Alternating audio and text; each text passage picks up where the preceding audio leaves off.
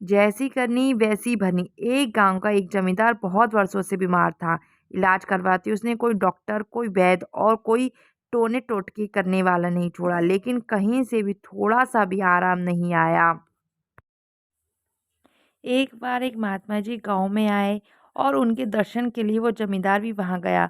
उसने महात्मा जी को प्रणाम किया और बहुत ही दुखी मन से कहा, महात्मा जी, मैं इस गांव का जमींदार हूँ और मेरे पास सैकड़ों बीघे जमीन है, लेकिन इतना सब कुछ होने के बावजूद मुझे एक लाइलाज रोग है जो कहीं से भी ठीक नहीं हो रहा है। महात्मा जी ने पूछा, भाई क्या रोग है तुम्हें? जमींदार ने बताया, महात्मा जी, मुझे मल त्याग करते समय बहुत खून आता है। इतनी जलन होती है जो बर्दाश्त नहीं होती। ऐसा लगता है कि मेरे प्राण ही निकल जाएंगे। आप कुछ मेहरबानी करें।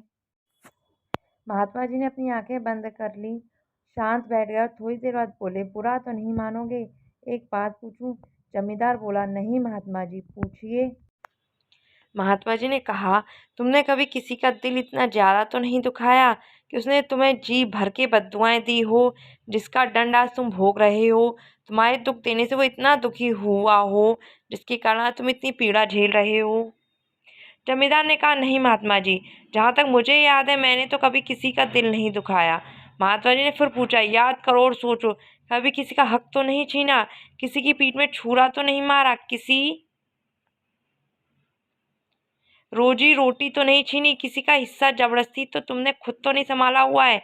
महात्मा जी की बात पूरी होने पर वो जमींदार खामोश और शर्मसार होकर बोला, महात्मा जी, मेरी एक विधवा भाभी है जो कि इस वक्त अपने मायके में रहती है। जमीन में से अपना हिस्सा मांगती थी और मैंने यह सोचकर उसे कुछ भी नहीं दिया कि कल को ये सब कुछ अपने भाइयों को दे देगी। इसका क्या पता? महात्मा जी ने कहा, आज से ही उसे हर महीने 100 रुपये भेजने शुरू करो। यह उस समय की बात है जब 100 रुपये में पूरा परिवार महीना भर जाता था। फिर जमींदार ने महात्मा जी को प्रणाम किया और अच्छा जी कहकर वो वहाँ से वापस आ गया। दूसरे दिन से उस जमींदार ने कुछ रुपए अपनी भाभी को भेजने शुरू कर दिए। फिर तकरीबन 4-5 महीने बाद उसने महात्मा जी से जाकर कहा, महात्मा जी, मैंने लगभग 75% ठीक हूँ। महात्मा जी ने सोचा कि इसे तो पूरा ठीक होना चाहिए था, लेकिन ऐसा क्यों नहीं हुआ? फिर उन्होंने उससे पूछा कि तुम कितने रुपए भेजते हो? जमींदार ने कहा, महात्मा जी, मैं 75 रुपये हर महीने भेजता हूँ। महात्मा जी ने कहा, इसी कारण तेरा रोग पूरा ठीक नहीं हुआ। उसका पूरा हक उसे इज्जत से बुलाकर दे दो। वो अपने पैसे को जैसे मर्जी खर्च करे, अपनी जमीन जिसे चाहे दे दे। यह उसकी मलकियत है और इसमें तुम्हारा कोई दखल नहीं है। जानते हो वो कितना रोती रही है और जलती रही है, तभी तुम्हें इतनी जलन हो रही है। जरा सोचो, मरने के बाद हमारे साथ क्या जाएगा? जमींदार को बहुत पछतावा हुआ। उसने फौरन ही अपनी विधवा भाभी और उसके भाइयों को बुलाकर सारे गांव के सामने उसकी जमीन और उसके हक के पैसे उसे दे दिए और हाथ जोड़कर अपने जुल्मों की माफ़ी मांगी। उसकी विधवा भाभी ने उसे माफ़ कर दिया और उसके पूरे परिवार को आशीर्वाद दिए। जमींदार का रोग शीघ्र ही पूरी तरह से ठीक हो गया।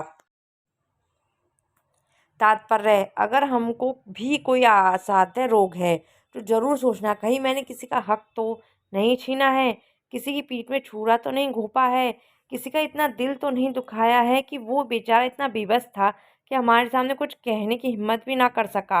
लेकिन उस बेचारे के दिल से आहें निकली होंगी जो हमारे अंदर रोग पैदा करती रहीं और जलन पैदा करती रहीं।